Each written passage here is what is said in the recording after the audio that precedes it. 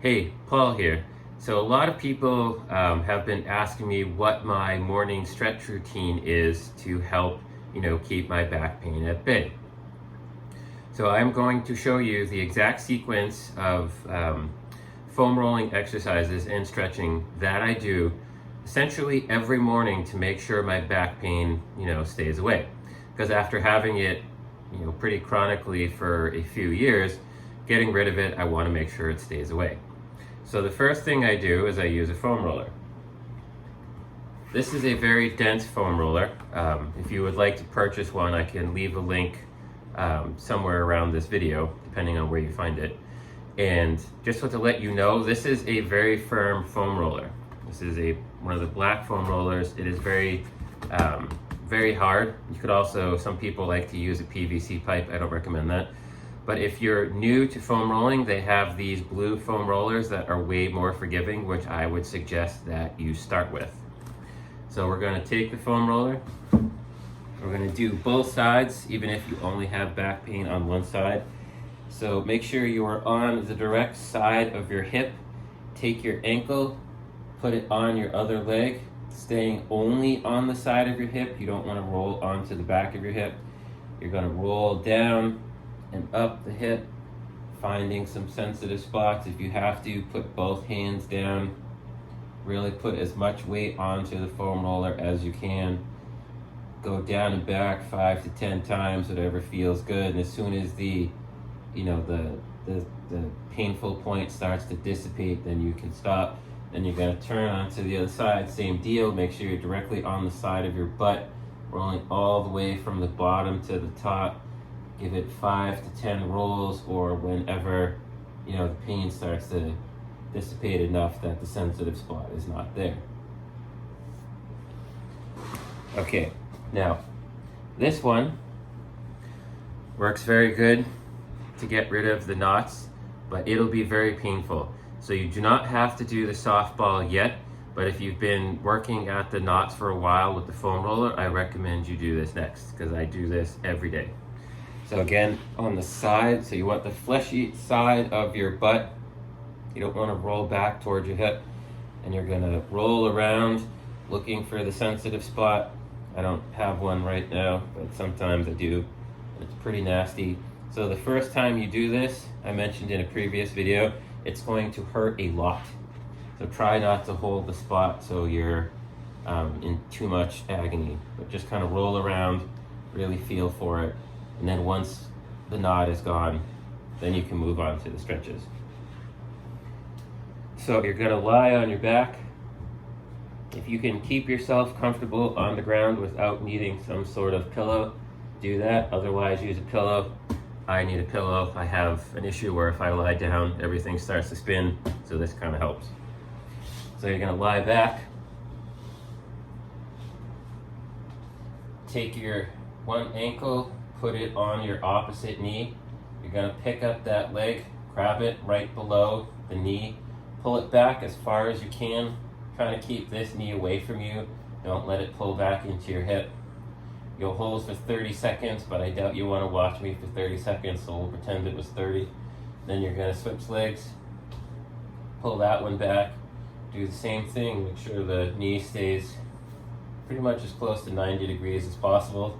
Keep it away from your hip. Again, hold for 30 seconds, and then put the legs down. So for the next one, you want to straighten the leg, bring it up, grab it right kind of in the middle of the hamstring, pull it back. Try to keep it as straight as you can, really pushing the heel to the ceiling, and hold that for 30 seconds, so it's been 30. Drop it down, switch legs, bring the other one up, grab in the middle of the hamstring, pull it back, drive your heel to the ceiling, keeping the leg as straight as possible. And I forgot something, so I'm gonna go quickly grab it. This is for those people that can't keep the leg straight yet as you shoot the bait. So they have stretching straps, which you can get from the same place with the link you will find around this video. So you can put the stretching strap on your foot, start back in position, make sure the other knee is bent, pull it back, make sure the leg stays straight, don't hyperextend the knee, Pull it back as far as you can. Make sure you're feeling the stretch only in the belly of the hamstring. Again, 30, switch sides. And then once you do those, you're going to straighten both legs. Pull one knee back, getting it as far as you can. Grab your knee with the opposite side hand.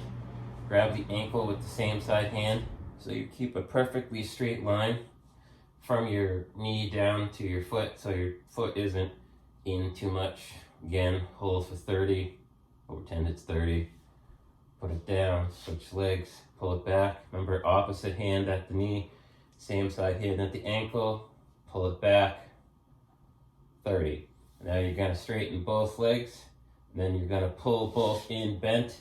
Give yourself a big giant bear hug. You should feel this stretch right at the top of your hips. Again, hold for 30, make sure you're comfortable, give yourself a big giant hug, and we're gonna go to 30.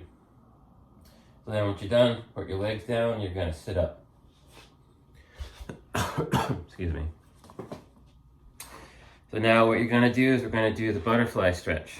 So keep your feet together, sit up nice and tall, pull your feet back as far as you can, staying tall. If you have to round over, you brought your feet back too far, push down on your inner thighs with your elbows, hold that position, again for 30, it's been 30.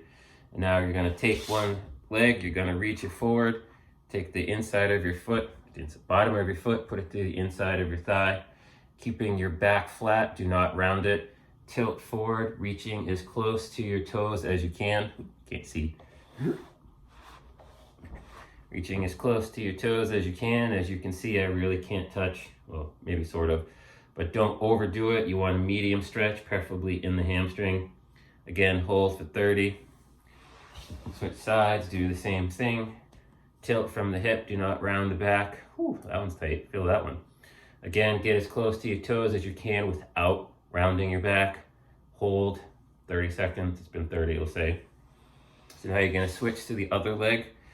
So we're on the right leg, you're gonna take your left leg, put it so your left ankle is on the outside of your right knee, and then you're gonna twist as much as you can.